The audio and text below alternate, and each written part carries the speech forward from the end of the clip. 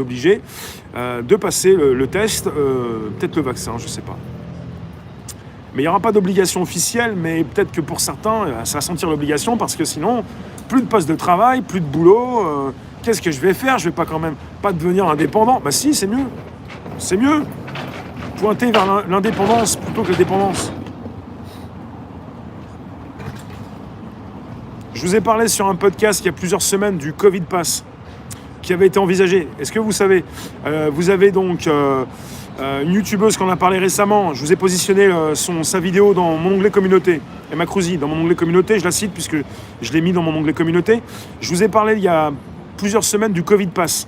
Le Covid Pass a été envisagé.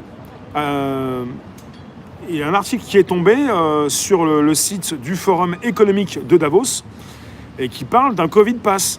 La possibilité donc d'avoir dans ce portefeuille, dans cet accès, vos données de santé, et vous allez pouvoir passer les portiques si jamais tout est bon, quoi. Si jamais vous êtes positif, ça ne va pas le faire. Alors on est parti vers un confinement puisque tout se précise.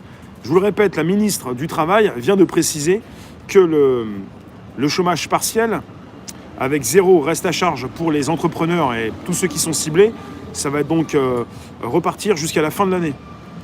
Non seulement pour les restaurateurs, les hôtels, mais également pour l'événementiel, la culture, le sport et tous les métiers à risque. À risque, attendez. Pas j'utilise n'importe quel mot. On parle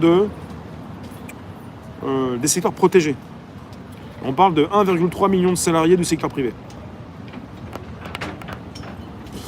Et j'ai pas l'annexe du décret de juin 2020 consacré à l'activité partielle, mais les secteurs protégés les plus touchés par la crise sont listés en annexe de ce décret.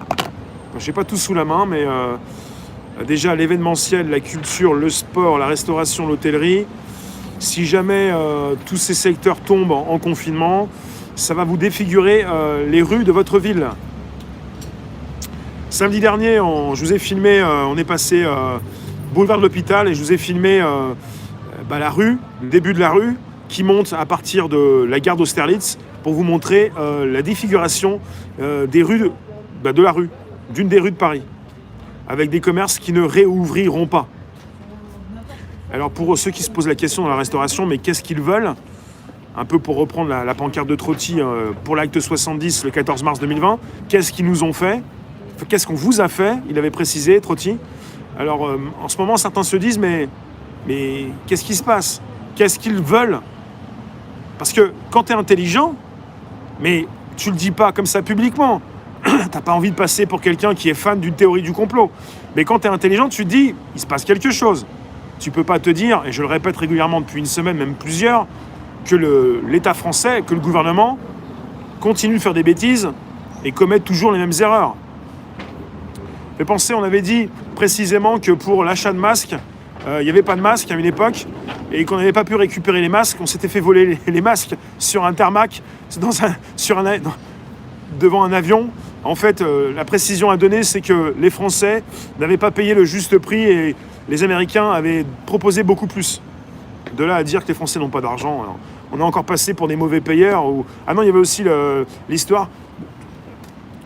La précision à donner, c'était peut-être que les Français voulaient payer pas tout d'un seul coup à 90 jours, je sais plus. Il y a plein de versions qui circulent par rapport à ça.